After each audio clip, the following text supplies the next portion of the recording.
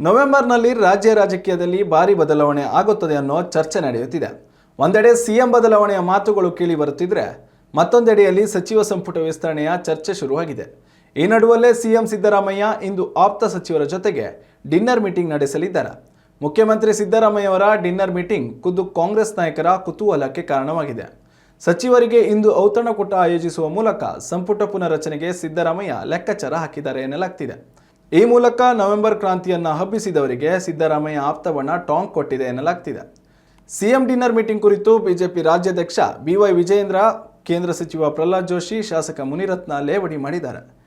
ಈ ನಡುವಲ್ಲೇ ನನಗೆ ಡಿಸೆಂಬರ್ನಿಂದ ಶುಕ್ರದಶೆ ಶುರುವಾಗುತ್ತಿದೆ ಅನ್ನುವ ಮೂಲಕ ಲಕ್ಷ್ಮಣ ಸವದಿ ಸಚಿವನಾಗುವ ಭರವಸೆಯನ್ನ ವ್ಯಕ್ತಪಡಿಸಿದ್ದಾರೆ. ಕಾಂಗ್ರೆಸ್ ಪಕ್ಷದಲ್ಲಿ ದಿನಕ್ಕೊಂದು ಬೆಳವಣಿಗೆ ನಡೆಯುತ್ತಿದೆ. ಸದ್ಯ ಕಾಂಗ್ರೆಸ್ ಪಕ್ಷದಲ್ಲಿನ ಗೊಂದಲ ಬಿಜೆಪಿ ನಾಯಕರಿಗೆ ಅಸ್ತ್ರವಾಗಿ ಮಾರ್ಪಟ್ಟಿದೆ.